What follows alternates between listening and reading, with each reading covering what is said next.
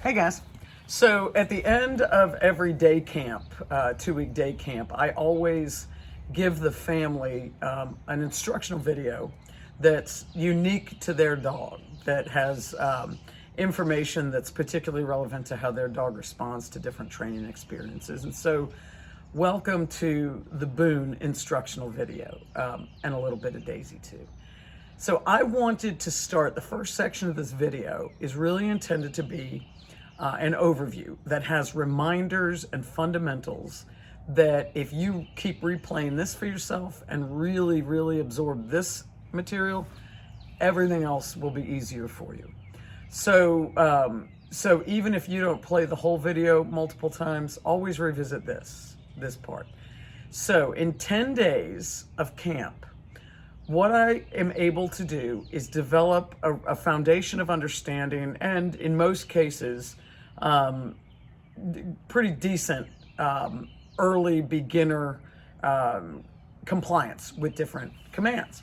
So what we have covered in these 10 days is pretty broad. It is the leave it command, the wait command, the downstay, the place command, leash manners, and recall. That is a lot to cover. But I do think that all of those 6 things are essential for you. Now, you may find that you can start communicating with a sound or a snap if you have a really clear intention with a dog. You don't want them to touch something, or you want them to back away from something, and so forth. But let's try to stay true to those 6 items as best you can. And what I'm hoping is that you can work it into your schedule in a way that's really not that stressful for you, even though, you're both working and busy weekends and the kids and everything. Here's the idea. Short spurts of practice are the way to go. You do not want to stretch things out, with one exception: building endurance on the place command. But otherwise, you're not looking to spend 20, 30 minutes, an hour when you're practicing. You absolutely should not do that. You can seize moments and seize situations in the course of a day where you can do some quick practice, and I'll address that as we go on. Each of these areas is going to have its own section of the video. So this is the intro. This is the general things I want you to know and think about and try to remember whenever you're interacting with Boone and Daisy. The first thing is that the language of dogs, and you hear me say it in all the videos I've sent you, is spatial pressure.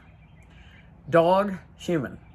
When you want to give a dog a command or direction or set a boundary or disrupt behavior, anything, dog, human, walk into the dog and take their space, claim their space, and make them back up.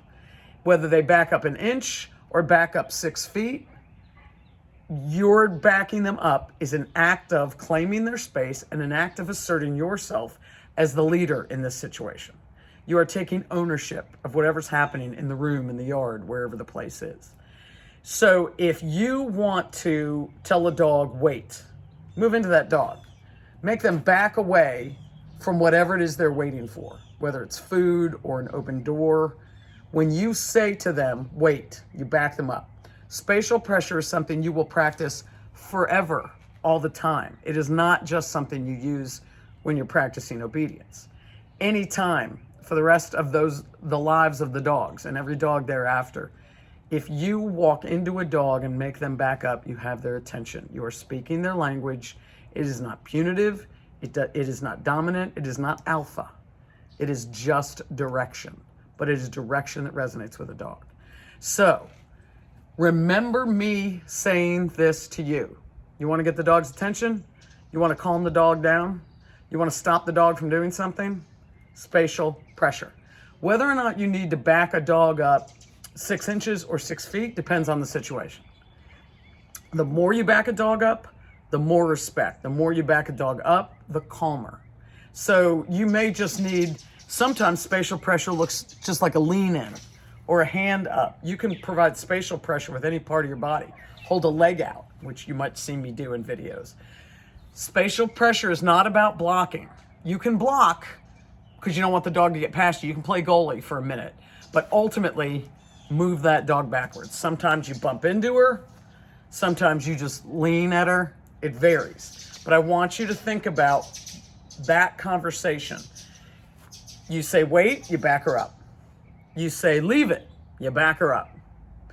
You say down, and she's not complying. Move toward her, down, right? She is on the place bed, and she's starting to get off. You haven't released her. Spatial pressure comes up all the time. You probably have heard me say it in almost every video, if not every video that I've sent you. So that's the first thing. Spatial pressure, spatial pressure, spatial pressure. The next thing, distance.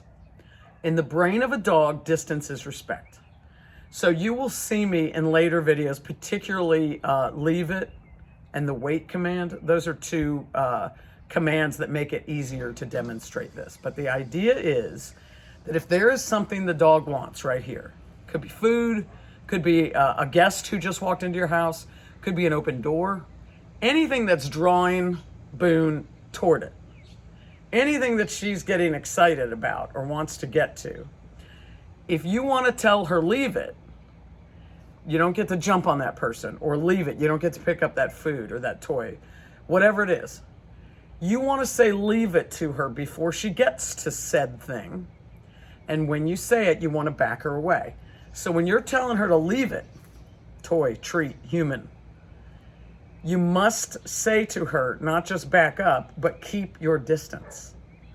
When you tell a dog to keep her distance from something or someone, you are saying to that dog, respect this person or this thing, they are mine. When she respects you, you're building trust and you're calming the brain. So you are constantly being mindful of, let me talk to you using the language of spatial pressure, and let me create boundaries for you by saying, I'm creating a space cushion. I am creating a buffer, an invisible buffer. You must stay away from it. Now, you will hear me talk about how important it is that when you tell a dog to back up, you should pick some random marker for yourself that is your line that they can't cross. It could be a throw pillow. It could be the corner of a table. Just some point that for you is the point the dog cannot pass. The reason I say to do that is because it creates clear intention in your mind. Your energy also shifts. If you're not sure how far back you want the dog, your energy becomes unsure, and the dog doesn't follow unsure energy. So you're going to hear me talk about pick a point. What's your barrier? That is critically important because that is what makes us good communicators. If we don't communicate with clarity, the dog doesn't get clarity. So you will hear me talk about that.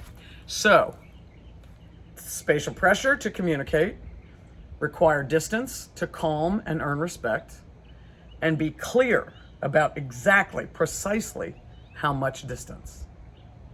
Okay? Those three things will make everything easier about training. Everything easier about training.